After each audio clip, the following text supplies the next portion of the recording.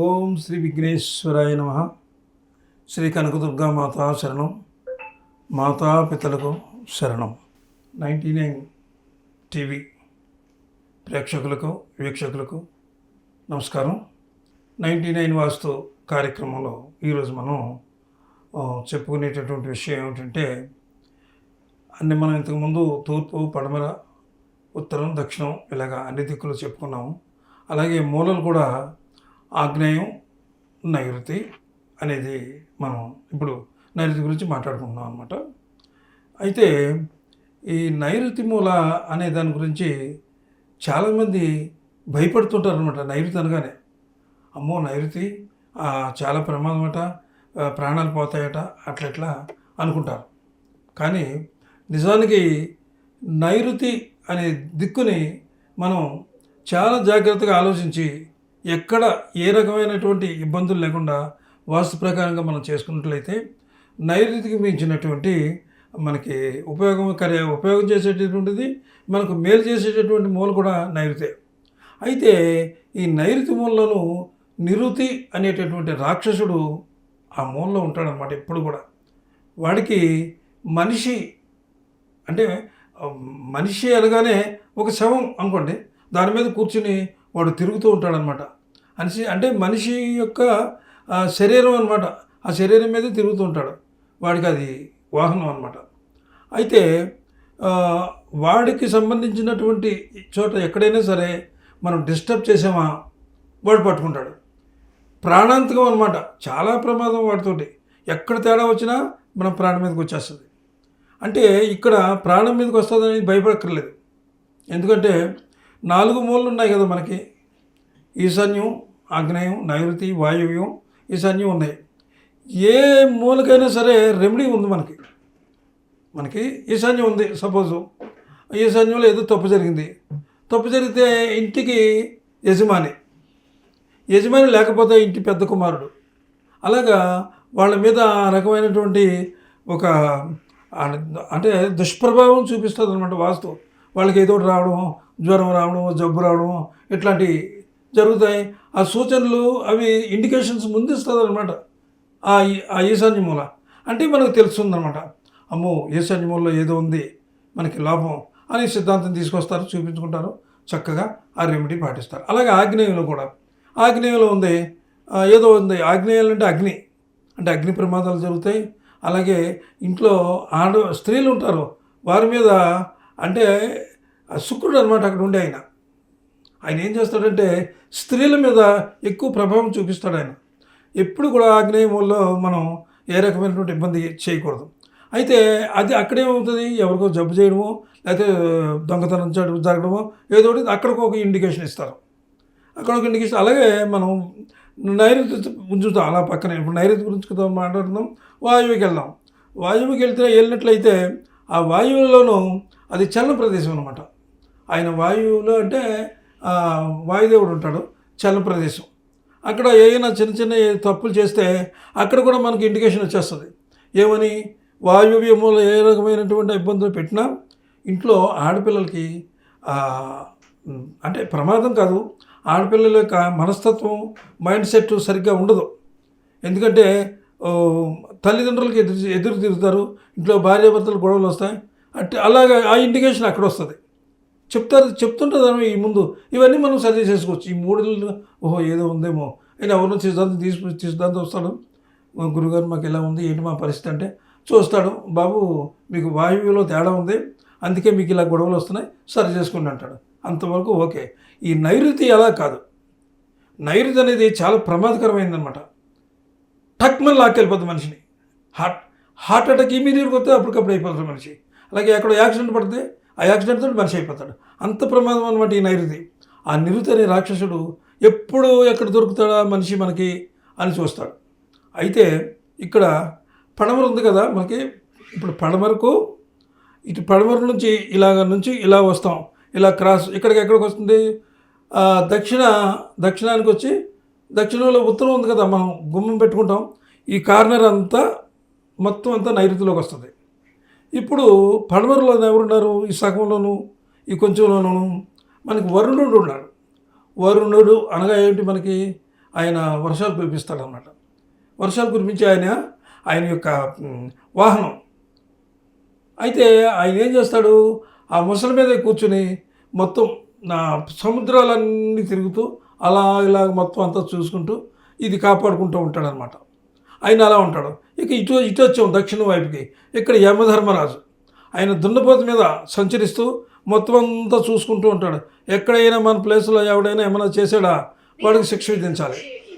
అంటే యమధర్మరాజు అంటే ఆయన అసలు ధర్మరాజు నిజంగా యమధర్మరాజు అంటే ఆయన అసలు ధర్మరాజుని ఎందుకన్నారు ఆయన్ని? అసలు ఉన్నటువంటి వాళ్ళు అసలు పురాణాల్లోనూ ఎక్కడైనా సరే ధర్మం అంటూ ఉంటే యమధర్మరాజు దగ్గరే ఉంది. తప్పు చేయని వాడు చిన్న తప్పు చేసిన వాడికి చిన్న శిక్ష వేస్తాడు, పెద్ద తప్పు చేసిన వాడికి పెద్ద శిక్ష వేస్తాడు. అంటే ఆ ధర్మరాజు ధర్మంగా వెళ్తాడు అనమాట, చాలా ధర్మంగా వెళ్తాడు. అందుకే ధర్మరాజు అయ్యాడు. ఆ ధర్మరాజు దున్నపోతు మీద అలా తిరుగుతూ ఉంటాడు. ఆ దున్నపోతు మీద తిరిగేటప్పుడు ఆయన ప్లేస్లో ఎక్కడైనా మనం డిస్టర్బ్ చేసామనుకో, డిస్టర్బ్ చేయడం అంటే ఏమీ లేదు, ఆ నైరుతిలో గొయ్యి తీయడం, లేకపోతే మెట్లు కట్టడం, మెట్ల కింద టాయిలెట్లు కట్టడం, ఇలాంటి చెడ్డ పనులను చేసామనుకో ఆయన కోపం వస్తుంది. అదేవిధంగా ఇక్కడ ఈ నైరుతిలోకి ఇక్కడికి వచ్చేటప్పటికి ఈ నిరుతి అనే రాక్షసుడు ఉన్నాడు కదా, ఈ నిరుతి అనే రాక్షసుడు ఎట్టి పరిస్థితుల్లో కూడా అసలు ఒప్పుకోడు. అయితే ఇది ప్రమాదాలు చెప్పాను. ఇప్పుడు దీనివల్ల ఉపయోగాలు చూద్దాం ఏమిటో. నైరుతి ఉంది. నైరుతి మూలలోనూ చాలామంది మెట్లు కడుతుంటారు. మెట్లు విషయాలు వచ్చేటప్పటికి నైరుతిలో మెట్లు ఎట్లా కట్టాలి? గోడకి అంటుకోకూడదు, బయటకు ఉండాలి, కొంచెం ఖాళీ ఉండాలి. ఆ ఇంటికి ఇటు ఖాళీ ఉండాలి. గోడకి ఎప్పుడైతే కట్టారో నైరుతి బరువు అయితే పర్వాలేదు, కానీ నైరుతి పెరుగుతుందన్నమాట. నైరుతి పెరిగిందా ఆ ఇంటి యజమానికి ఇంకా ఏం లేదు, ఇంకా ఎన్ని బాధలైనా పడతాడనమాట. అసలు నైరుతిలో మెట్లు అనేవి తప్పు శాస్త్ర ప్రకారంగా తప్పదు, ఇంకెక్కడ లేదు కాంట్బట్ అన్నప్పుడు దాన్ని ఇలా జరిపి ఆ నైరుతి నుంచి అలాగ వెళ్ళి, అంటే రెండు వైపులు పైపులు ఉండాలి దానికి. అటు పక్కకి గోడకి ఉంటుంది, ఓ పక్క పైపు ఇలా పట్టుకుని ఎక్కేస్తారు. అది కాదు, దానికి టచ్ చేయకూడదు అనమాట. అలాగా చేస్తే ఆ యమధర్మరాజుకి కోపం రాదు. సర్లే మన ప్లేస్లో ఎవడో టచ్ చేయట్లేదని. సరే యువతలకు వచ్చేటప్పటికి ఈ నిరుతి అనే రాక్షసుడు కూడా అంతే. అతను టచ్ చేయకుండా దూరంగా అలా అంత ఖాళీ, కనీసం ఒక అడుగు ఖాళీ. మరీ అంత స్థలం లేని వాళ్ళు ఉంటారు కదా, మరి చిన్న స్థలంలో ఉంటారు, కనీసం ఒక అరడుగైనా సరే టచ్ అవ్వకుండా అలాగ మెట్లెక్కి పైకి వెళ్తారు. ఇక బయట మెట్ల విషయం మనం చూసాం. అయితే ఇంకొక విషయం ఇక్కడ మనం ముచ్చరించుకోవాలి. ఏమిటంటే మనం ఇప్పటివరకు బయటది చెప్పుకున్నాం కదా, లోపల నైరుతి రూమ్ అంటే అది యజమానికి సంబంధించినటువంటి రూమ్ అనమాట. అది ఇంటి యజమాని లేడు అనుకుందాం, ఆ ఇంటికి యజమాని లేడు, ఆ దురదృష్టవశాత్తు ఆయన చనిపోయాడు అనుకుందాం. పెద్ద కొడుకు కంపల్సరిగా ఆ రూమ్లో నిద్రపోవాలి. ఆ రూమ్లో నిద్రపోయేటప్పుడు అక్కడ చాలా విషయాలు ఉన్నాయి. బెడ్రూమ్ అది, మాస్టర్ బెడ్రూమ్లో ఎప్పుడు కూడా టాయిలెట్ ఉంటుంది, అన్ని సౌకర్యాలు అక్కడ ఉంటాయి. మాస్టర్ బెడ్రూమ్ వచ్చేటప్పటికి కిటికీలు ఉంటాయి. దానికి కిటికీలు ఎలా పెడతారంటే, కొంతమంది నేను ఒకసారికి ఒక ఇంటికి వెళ్ళి చూశాను నేను. వాళ్ళు ఏం చేశారంటే అసలు పశ్చిమ వాయువ్యంలో కిటికీ పెట్టాలి, అలాగే దక్షిణ ఆగ్నేయంలో కిటికీ పెట్టాలి. ఆ రెండే ఉన్నాయి ప్లేసులు, ఇంకెక్కడ కిటికీలు పెట్టకూడదు. అయితే వాళ్ళు ఏం చేశారంటే పశ్చిమ వాయువ్యంలో బాగానే పెట్టారు కిటికీ, దక్షిణ ఆగ్నేయంలో పెట్టకుండా దక్షిణ నైరుతిలో పెట్టారు ఒకడు. దక్షిణ నైరుతి అంటే ఇందాకే చెప్పాను కదా, యమధర్మరాజు ప్లేస్ అది. ఆయన ఎప్పుడు చూస్తూ ఉంటాడు, అంటే ఆయన లుక్ మన మీద పడుతుందన్నమాట నిద్రపోతున్నప్పుడు. అంత ప్రమాదమైంది అది చెప్పాను నేను, వెళ్ళి చూశాను. ఇంకొక గురుగారు మేము వ్యాపారాలు బాగోలేదు, చాలా ఇబ్బందులు పడుతున్నాం, ఏంటో తెలియట్లేదు అనేప్పటికీ నేను వెళ్ళి చూశాను. చూసిన తర్వాత అంతా బాగానే ఉంది, చిన్న మార్పులు. ఏదో డబ్బులు పెట్టుకునే బీరువా ఏమో అక్కడ పెట్టుకున్నారు, అవి కాదు ఇది కాదు, అన్నీ మార్చి అన్నీ చేశాను. ఎక్కడుందబ్బా ఇదే అని చెప్పి అనుకుంటూ నెమ్మదిగా బెడ్రూమ్లోకి వెళ్తే అక్కడ దొరికిందనమాట.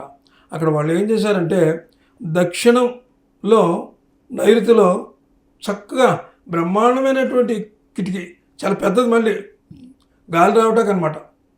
అది ప్రమాదం తెచ్చిపెట్టింది అతనికి. అతను 2 సార్లు చనిపోయేవాడు బ్రతికాడు అనమాట యాక్సిడెంట్స్లో.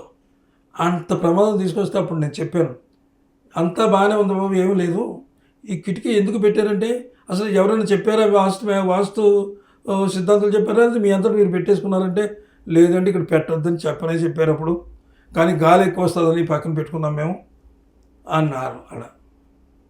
అదే అన్నమాట. అయితే ఇమీడియట్గా మూసేయండి, ఇది మూసి దక్షిణం, ఇప్పుడు మీకు ఉత్తరం ఉంది కదా, ఉత్తరం అక్కడ గుమ్మం ఉంది, ఆ గుమ్మానికి యువతల ఆగ్నేయంలో పెట్టుకోండి, దక్షిణాగ్నేయంలో పెట్టుకోండి, చాలా మంచిది, మీకు డబ్బు వస్తుంది, డబ్బుకు డబ్బు కలిసి వస్తుంది. ఎందుకంటే దక్షిణాగ్నేయంలో పెట్టుకుంటే ఆయన లుక్ పడదు మనకి, యమధర్మరాజు లుక్ పడదు. లుక్ ఎందుకు పడదంటే ఆయన స్థానంలోనే ఉంటుంది. కాకపోతే అదేంటంటే ఈ గదికి మనం లెక్క చూసుకున్నప్పుడు చాలా మంచి లాభాలు తెచ్చేటటువంటి ఎప్పుడైతే ఆగ్నేయంలో పెట్టుకున్నామో అక్కడ మనకి చాలా డబ్బు అనమాట, ఇంక విపరీతంగా మంచి లాభం. అటు వాయువులో పెట్టుకున్నాం, పశ్చిమ వాయువులో చక్కగా సరిపోతాయి అక్కడ. ఇక బెడ్ ఎటు వేసుకోవాలి, ఎటు పడుకోవాలి, తల ఎటు పెట్టుకోవాలి. అది తల ఎటు పెట్టుకోవాలి అంటే ఇక్కడ 2 రకాలు ఉన్నాయి. కోటీశ్వరులు ఉంటారు, బాగా సంపాదించేసి ఉంటారు, వాళ్ళకి ఇంక డబ్బు అక్కర్లేదు, నగలు అక్కర్లేదు, ఏం అక్కర్లేదు అసలు. వాళ్ళకి ఏం కావాలి, వాళ్ళకి మనశ్శాంతి కావాలి. మనశ్శాంతి కావాల్సిన వాళ్ళు తల ఎటు పెట్టుకోవాలి. 2 రకాలు ఉన్నాయి ఇక్కడ తల పెట్టుకోవడానికి. మనశ్శాంతి ఎప్పుడైతే కావాలని కోరుకుంటున్నారో వాళ్ళు తూర్పు వైపు పెట్టుకెళ్తారు. తూర్పు వైపు పెట్టుకున్నారంటే, తూర్పు వైపు ఎటువంటిది, సూర్య భగవానుడు మనకి ప్రత్యక్ష సాక్షి అయిన దేవుడు, ఆయన్నే మనం కొలుసుకుంటాం ఎప్పుడు కూడా, ప్రత్యక్షంగా మనకి ఆ భగవంతుడే మనకి. అప్పుడు సూర్య భగవానుడు వైపుకి తల పెట్టుకుంటే ఆరోగ్యం ఇస్తాడు, ఆయన మంచి ఆరోగ్యాన్ని ప్రసాదిస్తాడు. అంటే వీళ్ళకి ఏం కావాలి, డబ్బు అక్కర్లేదు, ఆరోగ్యం కావాలి, మనశ్శాంతి కావాలి, అప్పుడు వీళ్ళు తూర్పుకి పెట్టుకోవాలి. సరే, మిగిలిన వాళ్ళు ఉంటారు, సంపాదించుకుంటూ ఉంటారు, కష్టపడతారు, ఏదో డబ్బు సంపాదించేయాలి, అది ఇది అని అనుకుంటారు చాలామంది. వాళ్ళు ఎటు పెట్టుకోవాలంటే వాళ్ళు దక్షిణానికి పెట్టుకోవాలి తల. దక్షిణానికి పెట్టుకుని, ఆ దక్షిణానికి ఇలా పెట్టుకుని వాళ్ళు లేవగానే ఆ ఎదురుగుండా వాళ్ళ ఇష్టదైవం కూడా కాదు, విఘ్నేశ్వరుడు బొమ్మ అక్కడ పెట్టుకుంటే ఇలా లేవగానే ఉత్తరంలో చూసి చేస్తే వాళ్ళకి మంచి జరుగుద్ది. అలా అదేవిధంగా వాళ్ళు అనుకున్న పనులు జరుగుతాయన్నమాట. దక్షిణానికి అంత ఇది మంచి ఫలితం ఉందన్నమాట. అయితే ఈ బెడ్ ఎలా వేసుకోవాలి అనుకున్నప్పుడు, ఇప్పుడు మనం రూమ్ అనుకున్నాం కదా, ఆ రూమ్కి ఇప్పుడు ఇలా రూమ్ ఉంది, ఈ రూమ్కి మన వాళ్ళు కొంతమంది ఏం చేస్తారంటే ఈ బీరువాలుగా అంటే చిన్నవి కట్టేస్తారు, ఇది బట్టలు పెట్టుకోవడానికి వాటికి. అవి వాటిని ఏం చేస్తున్నారు వాళ్ళు, కొంతమంది సగం ఇటు పెట్టి, ఇటు సగం పెట్టి, ఇటు కొంతవరకు పెట్టి ఇక్కడ ఆపుతున్నారు. ఇక్కడ ఎందుకు ఆపుతున్నారు, వాళ్ళు పైన ఏమైనా పెట్టుకోవడానికి. ఒకరింట్లో నేను చూశాను, వాళ్ళు ఏం చేశారంటే ఆ గది ఉన్నది, నేను ఆగ్నేయం అని చెప్పాను కదా, ఆగ్నేయం మూల నుంచి ఈ చివరి వరకు కూడా కొంచెం సగం నుంచి ఖాళీ ఉండాలి, ఎందుకంటే తూర్పు అది. వాళ్ళు ఏం చేశారు, మొత్తం ఆ చివరికి పెట్టేసి ఆ ఖాళీ ఎక్కడ పెట్టారు, వాళ్ళు పడమరలో పెట్టుకున్నారు ఖాళీ.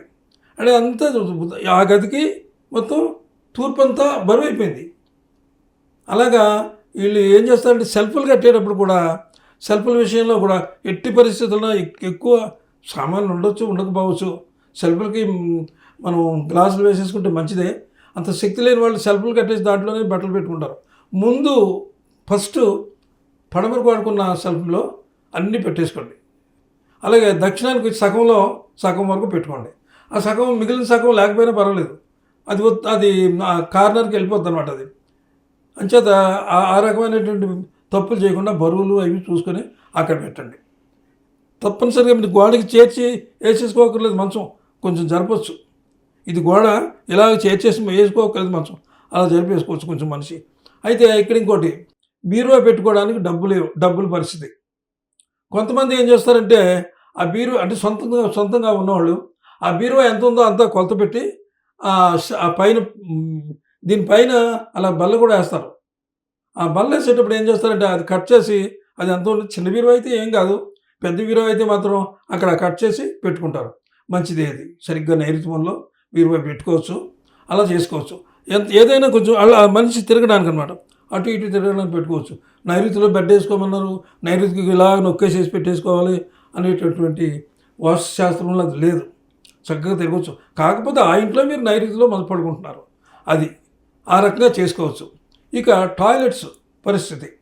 టాయిలెట్స్ ఎక్కడ కట్టాలంటే సరిగ్గా మీరు అంటే ఇంటికి ఎప్పుడు కూడా ఈశాన్యం డోరే ఉంటుంది. బెడ్రూమ్కి, మాస్టర్ బెడ్రూమ్కి ఎప్పుడు కూడా ఈశాన్యం నుంచే వస్తారు, ఇలా వస్తారు వెళ్తారు. ఇలా వచ్చేటప్పుడు మీరు ఏం చేస్తారంటే రెండు ఉన్నాయి మీరు టాయిలెట్స్ కట్టడానికి. కేవలం రెండు ప్లేస్లే ఉన్నాయి అక్కడ. ఒకటి ఆగ్నేయులు కట్టుకోవాలి, రెండవది వాయువులో కట్టుకోవాలి.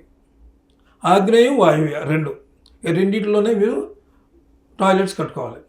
కట్టుకుని అంటే టాయిలెట్స్ కూర్చునేటప్పుడు కూడా ఒక విధి ఉంది, ఒక నిబంధన ఉంది.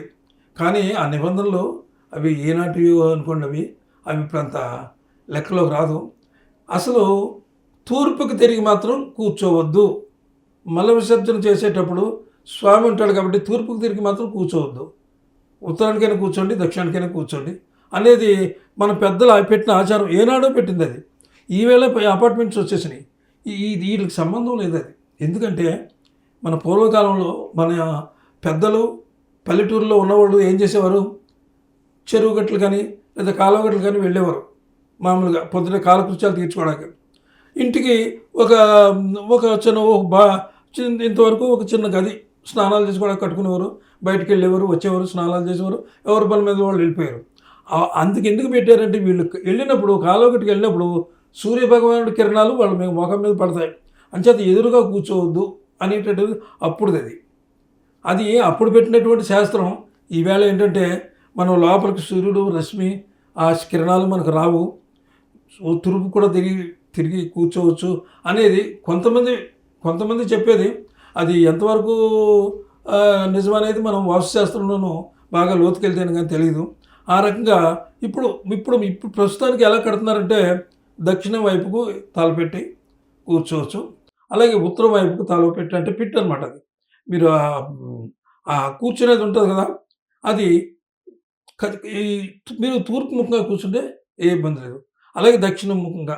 అయితే ఈ రెండింటిలోనూ మనోళ్ళు కొంతమంది ఏం చేస్తున్నారు, బాత్రూమ్ కట్టుకోమన్నారు కదా అని మన స్థలం ఇది ఉంటుంది కదా, గదికి ఇంత ఎత్తులో కట్టేస్తున్నారు, హైట్లోను బాత్రూమ్. అంటే అంత ఎత్తు కట్టేసే పైన ఇలా పైకి ఎక్కుతున్నారు, ఇలా కాలు పెట్టి పైకి ఎక్కుతున్నారు. అది చాలా తప్పు. ఎందుకంటే ఆ వాయువుల్లో కట్టింది కూడా తప్పే, ఎత్తు కడితే ఇక్కడ కట్టింది కూడా తప్పే. తగుమోస్తరుగా ఏమవుతుంది మీకు, మీరు స్నానం చేసే వాటర్ కదా అక్కడ వెళ్ళేది, ఒక రెండు ఇటుకలు అలా పెట్టుకోండి చాలు, చక్కగా ఆ వాటర్ అలా చక్కగా అక్కడ వెళ్ళిపోతుంది, ఏ ఇబ్బంది లేదు. అక్కడ కానీ ఇక్కడ కానీ ఎత్తులో మాత్రం చేసుకోవద్దు. ఇక ఎట్టి పరిస్థితుల్లో కూడా మనిషి మీరు లేవగానే అంటే అసలు మనకి తెలుసున్నదే పూర్వకాలంలో ఉన్నది ఏంటంటే మనిషి ప్రతిరోజు చేస్తాడు, ప్రతిరోజు బ్రతుకుతాడు. అంటే ఏంటి, దాని అర్థం ఏంటి, నిద్రపోయినప్పుడు మనం చచ్చిపోయినట్టు సమానం అని మన పెద్దలు చెప్పేవాళ్ళు. మళ్ళీ లేచినప్పుడు బ్రతికినట్టు. ఆ విధంగా నిద్రపోయిన తర్వాత ఉదయం లేచినప్పుడు మీరు అంటే కొంతమంది అంటే ఒక మంత్రం చదువుకుంటారు, కొంతమంది అంటే అరిచేతులు చూసుకుంటారు, కొంతమంది ఎదురుగుండా ఉన్నటువంటి దేవుణ్ణి చూసుకుంటారు. అయితే ఇక్కడ ఒక మంత్రం చదువుకోవడం చాలా మంచిదన్నమాట. అది ఈ ఎపిసోడ్లో నేను చెప్తున్నాను కాబట్టి మళ్ళీ తర్వాత వేసుకు చూసుకుని పేపర్ మీద రాసుకోండి. ఆ మంత్రం ఏమిటంటే ఇలాగ చూసుకునేటప్పుడు కరాగ్రే వసతే లక్ష్మి, కరమూలేదు గోవింద, కరమధ్యే సరస్వతి, ఓం ఓం ఓం క్షమస్యమే అంటూ ఆ కాళ్ళు భూమి మీద ఆనండి. ఆ కాళ్ళు ఎప్పుడైతే భూమి మీద కరమూలేదు సరస్వతి ప్రభాతే కరదర్శనం అని ఎప్పుడైతే కాళ్ళు కిందకి పెట్టుకున్నారో లేచిన తర్వాత దేవుని చూసి లేవండి. ఈ నైరుత్యంలో ఉన్నారు కదా మీరు, చక్కగా అలాగ ఈశాన్యం నుంచి హాల్లోకి వెళ్ళిపోండి. ఈ హాల్లో దేవుడు ఉంటాడు కదా, తప్పకుండా ఈశాన్యానికి వెళ్ళాలి మీరు. అక్కడ లేచిపోయిన తర్వాత ఏ పడమలకో లేకపోతే ఏ దక్షిణానికో వెళ్ళొద్దు. వెళ్ళి అక్కడికి వెళ్ళి మీకు నచ్చిన దేవుడిని ఈవేళ ఇదిగో నీ దైవాలు నిద్ర లేచాను, ఈవేళ అంతా నీదే భారం, నాదేం భారం లేదని దేవుడి మీద భారం వేసేయండి. ఆయనే చూసుకుంటాడు, స్వామి చూసుకుంటాడు అంతా. ఆ విధంగా మీరు ఈ లోపల ఇలాంటి మంచి పనుల కోసం ఈ లోపల విషయాలు చెప్పాను. మీరు మీకు ఏ విధమైనటువంటి ఆపదలు వస్తాయనేది బయట విషయం చెప్పాను. ఈరోజు మరి ఈ విషయాలు అన్నీ మనం చెప్పుకున్నాం.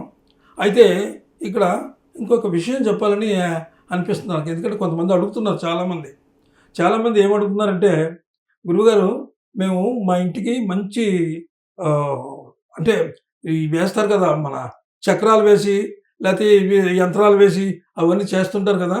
ఏయించుకున్నామండి బ్రహ్మాండంగా ఉంది మాకు. ఇంకా చాలా బావుంది ఆయనేసిన తర్వాత. అంటే వీళ్ళకి తృప్తనమాట. యంత్రం ఏసెళ్ళాడు ఒకాయన ఎవరో. వీళ్ళు ఒక 10 రోజులు, వారం రోజులు ఆ ఎనర్జీతో బతికారు. 10, 20 రోజుల నుంచి వాళ్ళకి స్టార్ట్ అయినాయన్నమాట కష్టాలు. మరి యంత్రం ఏసుకుంటే కష్టాలు రాకూడదు కదా! మరి ఎందుకొస్తున్నాయి కష్టాలు? అంటే ఇంట్లో ఏదో ఉందనమాట. అలాగే ఇదిక్కడ ఒక మీకు ఒక ఎగ్జాంపుల్ చెప్తాను. శంకరాచార్యులు వారు మహానుభావుడైన ఆయనేం చేశారంటే, తిరుపతిలో శ్రీచక్రం వేశారు అక్కడ. ఆ యంత్రం వేశారు. బ్రహ్మాండమైనటువంటి యంత్రం. ఆ తిరుపతిలో వేసిన తర్వాత తిరుపతిలో ధనాకర్షణ, జనాకర్షణ, డబ్బు కురిసేస్తుందనమాట తిరుపతిలో. అది. ఆ స్వామే శంకరాచార్యుల వారే అక్కడికి వెళ్ళి, ఎక్కడికి శ్రీశైలం వెళ్ళి ఆ స్వామి దగ్గర కూడా అక్కడ కూడా చక్రం వేశారు. మరి అంత కురుస్తుందా అక్కడ డబ్బు? అంటే చక్రం వేయడం వల్ల డబ్బొచ్చేస్తదని మనం అనుకోకూడదు. కానీ వాస్తు చూసుకోవాలి. ఇక్కడ తిరుపతిలో పుష్కరిణి నది ప్రవహిస్తూ ఉంది.